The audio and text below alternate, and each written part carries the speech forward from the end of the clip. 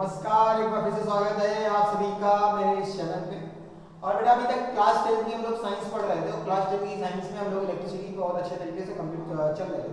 और इलेक्ट्रिसिटी में मैं अभी तक आपको ये पढ़ा रहा था कि इलेक्ट्रिसिटी क्या होता है। हम लोगों ने बात की थी करंट क्या होता है, कैसे करंट जनरेट होता है, फिर हम लोगों ने बात करी थी पोटेंशियल क्या होता है, पोटेंशियल डिफरेंस क्या होता है, इलेक्ट्रिक पोटेंशियल क्या होता है, सबसे बात करी थी।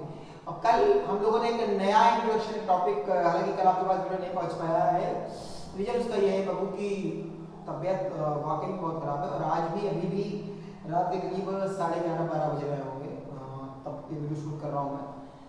आज भी बारिश बहुत हो रही थी, पढ़ा के लौट रहा हूँ, बारिश में भीगा भी हूँ। अभी आप सब देख ही रहे हैं, उसकी कोई बात नहीं। चलिए सब चीज़ों को हटाते हुए क्लास 10 की इलेक्ट्रिसिटी चैप्टर नंबर 3 फिजिक्स का शुरू कर रहे थे हम लोग। और कल जैसे पहले आपने वीडियो देखा होगा, हम लोगों ने लास्ट में रेजिस्टेंस तक पढ़ लिया था कि रेजिस्टेंस क्या होता है। यहाँ तक हम लोगों ने चर्चा करी थी। अब रेजिस्टेंस तक चर्चा करने के बाद हम लोगों ने आपको ये बताया था कि रेजिस्टेंस आखिरकार है क्या। तो रेजिस्टेंस मैंने आपको बताया था, रेजिस्टेंस क्या है, ऐसी प्रॉपर्टी है जो करंट के फ्लो को अपोज करता है। क्या करता है? करंट के फ्लो को अपोज करता है। मतलब अगर करंट जिसमें रेजिस्टेंस ज्यादा होगा उसमें करंट क्या होगा, कम होगा। हम लोग जैसा भी करेंगे कि कंडक्टर के केस में कि कंडक्टर में करंट ज्यादा तेजी से फ्लो होता है तो वहां रेजिस्टेंस क्या होता है, कम होता है। इंसुलेटर्स में रेजिस्टेंस ज्यादा होता है, करंट कम होता है। लेकिन मैंने अभी आपको कहा था, कभी-कभी एमसीक्यू में क्वेश्चन 10th की बोर्ड में पूछ सकता है कि क्या रेजिस्टेंस जीरो हो सकता है। It is possible resistance can be zero, that is not possible for anything.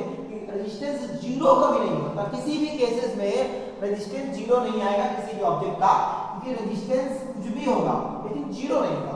Minus में हो सकता है, कुछ भी हो सकता है, उससे बड़ा माइनस में रेजिस्टेंस मतलब माइनस में नहीं हो सकता। लेकिन आप ये समझिए रेजिस्टेंस आपका जीरो नहीं हो सकता भैया, ठीक है। चलिए अब हम लोग इसी चीज पे बात करने जा रहे हैं। आखिर हम लोगों ने यहाँ तक पढ़ लिया था कि रेजिस्टेंस होता क्या है, लेकिन इसकी एसआई यूनिट बाकी रहेगी। तो मैंने आपको रेजिस्टेंस के लिए फार्मूला, अगर आपको याद है तो मैंने फार्मूला क्या बताया था, V इक्वल टू IR बताया था, V इक्वल टू IR बताया था। तो हमने क्या बताया था, हम लोगों ने बात करी थी कि ओम्स लॉ की। अगर मैं बात करूं कि ओम्स लॉ क्या होता है, तो अगर मैंने आपको बताया था कि ओम्स लॉ क्या है, ओम्स लॉ कुछ नहीं होता। कहते हैं ओम्स लॉ, ओम्स ने अपने नियम में ये कहा है कि जब भी आप किसी भी कांस्टेंट टेंपरेचर पर और कांस्टेंट डायमेंशंस पर, मतलब उसके आसपास की चीजों में एकदम कांस्टेंट पर बदलाव ना हो, तो जो एक वोल्ट होता है, मतलब जो पोटेंशियल डिफरेंस होता है किसी भी कंडक्टर या किसी भी ऑब्जेक्ट का, वो उसके डायरेक्टली प्रोपोर्शनल होता है करंट के। मतलब कि जो वोल्टेज होता है किसी भी पोटेंशियल डिफरेंस, जो किसी का भी पोटेंशियल डिफरेंस होता है, वो उस करंट के, उस ऑब्जेक्ट के जितना करंट फ्लो रहा है उसके प्रोपोर्शनल होता है, ठीक है। ये ओम्स ने नियम बताया था। और हमने प्रोपोर्शनलिटी का साइन लगाते हैं तो हम लोग यहाँ पर R एक कांस्टेंट जोड़ते थे, तो V इक्वल टू में IR एक फार्मूला आता था। फिर मैंने आपको बताया था रेजिस्टेंस क्या होता है, यहाँ पर से अगर निकालूं तो V अपॉन में I क्या होता है, V अपॉन में I। और वोल्ट को हम लोग क्या कहते हैं, V ही कहते हैं, और I को क्या कहते हैं, एम्पियर। अगर रेजिस्टेंस की बात करी जाए तो रेजिस्टेंस एक कैसी क्वांटिटी है, तो रेजिस्टेंस को, जैसे रेजिस्टेंस की जो एसआई यूनिट होती है भैया, उसको ओम कहते हैं। क्या कहते हैं? ओम कहते हैं। ये इसकी एसआई यूनिट है, एसआई यूनिट है रेजिस्टेंस की। क्या कहते हैं उसको? ओम। डिनोट कैसे करते हैं भैया? ऐसे करते हैं, ठीक है। तो जब भी आपको कभी ऐसा लिखने मिल जाएगा, मतलब वो किसकी बात कर रहा होगा, रेजिस्टेंस की बात कर रहा होगा। अब एसआई यूनिट आपने रेजिस्टेंस की पढ़ ली। अब हम लोग पढ़ने जा रहे हैं कि आखिरकार किन-किन फैक्टर्स पर, कौन-कौन से ऐसे फैक्टर्स हैं जिस पर आपका रेजिस्टेंस डिपेंड करता है, इस पर आपका रेजिस्टेंस डिपेंड करता है। उससे पहले एक क्वेश्चन बहुत बढ़िया जो पूछा जाता है हमारे सीबीएसई में आता है। और मैंने अभी जब आपको मैंने करंट एक्सप्लेन किया, जब मैंने आपको वोल्ट डिफरेंस, पोटेंशियल डिफरेंस को एक्सप्लेन किया, तो आप लोगों ने बात करी। अगर यहाँ पे बात करें, कोई कह दे कि डिफाइन वन, क्या कह दे, एक ओम को डिफाइन करना। क्या करना है? एक ओम को डिफाइन करना। तो एक ओम को डिफाइन करने का आपको फार्मूला बताया जाए तो एक ओम कब होगा, जब एक पोटेंशियल, एक वोल्ट का डिफरेंस होगा, पोटेंशियल डिफरेंस होगा, और 1 डिग्री का, 1 एम्पीयर का करंट इसमें फ्लो होगा, तो उसको क्या कहेंगे? एक ओम कहेंगे। तो कहने मतलब क्या हो गया कि जब किसी भी ऑब्जेक्ट में, जब किसी भी ऑब्जेक्ट में 1 वोल्ट का पोटेंशियल डिफरेंस लगाने पर 1 एम्पीयर का करंट जनरेट होता है। When we apply potential difference of 1 volt, the current generated on that conductor is 1 ampere. That is called 1 ohm. एक ओम से कहेंगे जब 1 वोल्ट पोटेंशियल डिफरेंस लगाने पर 1 एम्पीयर का करंट जनरेट होता है, उसको क्या कहते हैं? 1 ओम कहते हैं। चलिए अब हम लोग बात करने जा रहे हैं ये शॉर्टकट में टॉपिक है बाबू, वो क्या होगा, factors depending on which factors on which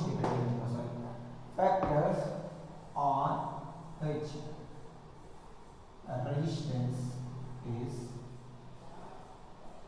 dependent। ऐसे कौन कौन से फैक्टर हैं जिस पर रेजिस्टेंस क्या होता है, डिपेंड करता है। तो पहला फैक्टर है लेंथ।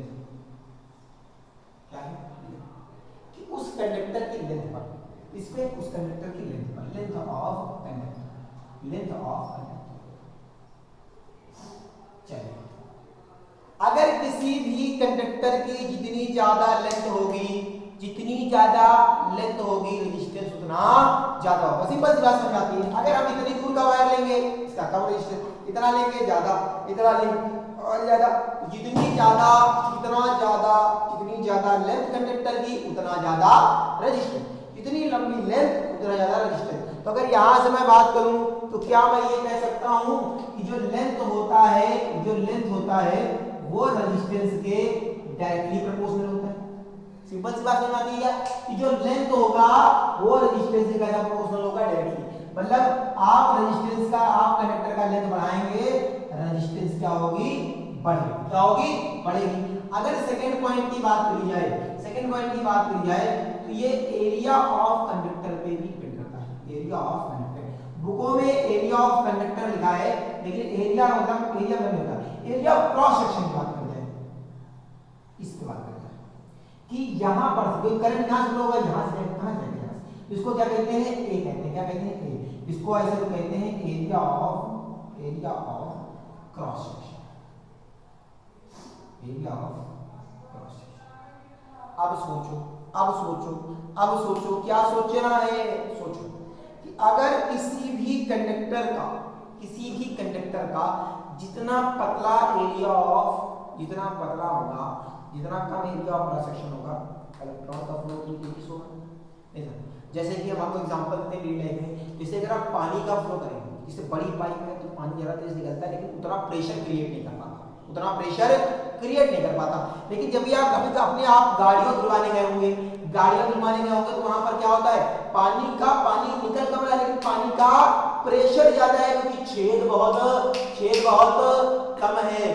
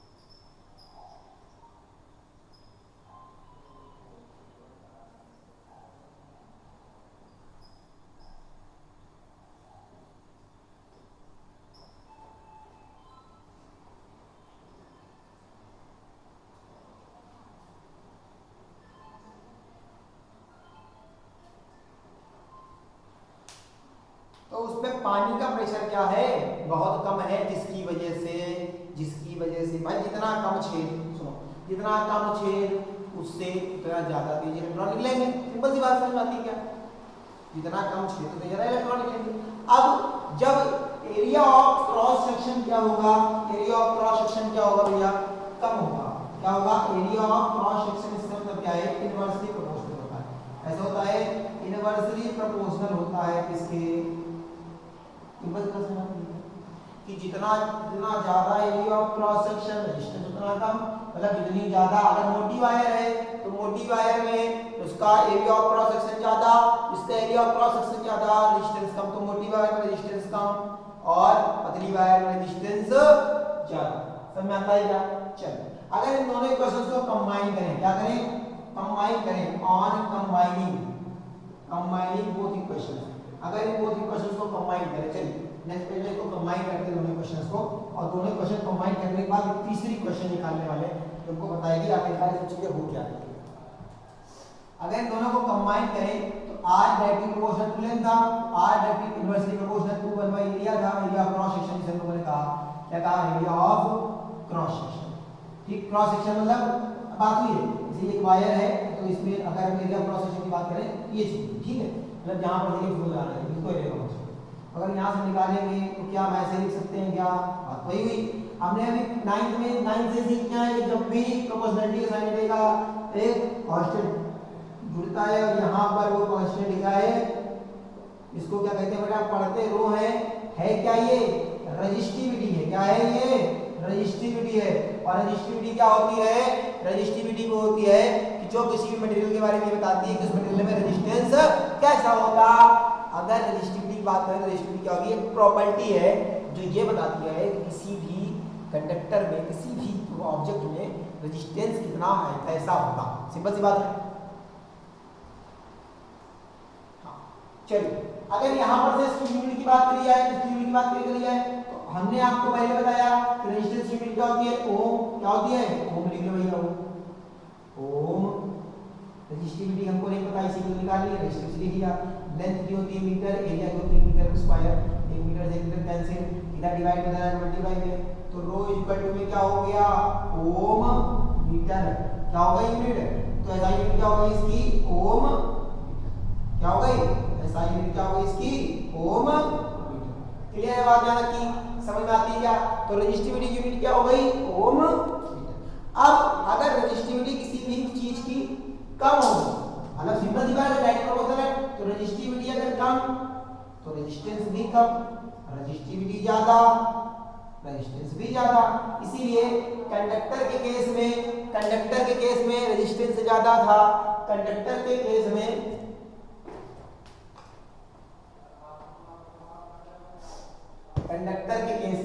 फॉर कंडक्टर के केस में क्या था?